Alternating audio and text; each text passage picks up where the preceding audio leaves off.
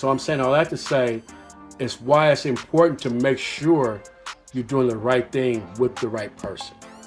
You understand what I'm saying? So even if it took you 3 years and y'all found out y'all wasn't right and y'all broke it off, she moved back to Seattle or wherever, and or whatever the case may be. So what?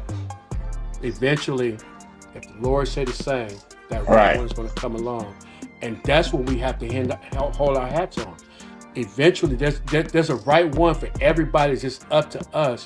Are we ready to receive who that right one is? You understand what I'm saying?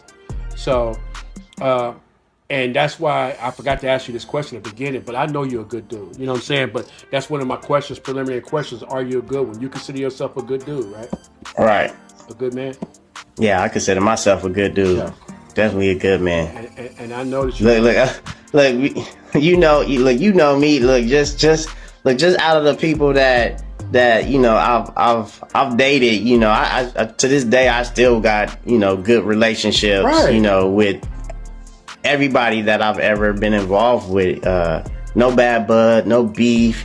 My mom still waves to them. My mom still talk to some of them. Yeah. So. Mm-hmm. And I think, and ultimately that's what we're striving to be. We striving to be, saying good men and women, saying that if things don't work out, that's fine, but it's no drama. It's no BS. Absolutely. It's no hostility. Mm-hmm. It's look, he just wasn't for me. She just wasn't for me. What I'm saying? We dated for a while to see if we was compatible, to see if we was aligned with our faith and where we're trying to go in life. And we noticed we wasn't, and that's okay. And whether that notice took a year or whether it took 10, it doesn't really matter. Because the wrong thing to do is to force something that's not a good fit. That's the wrong thing to do. Trust and believe. Right. Yeah.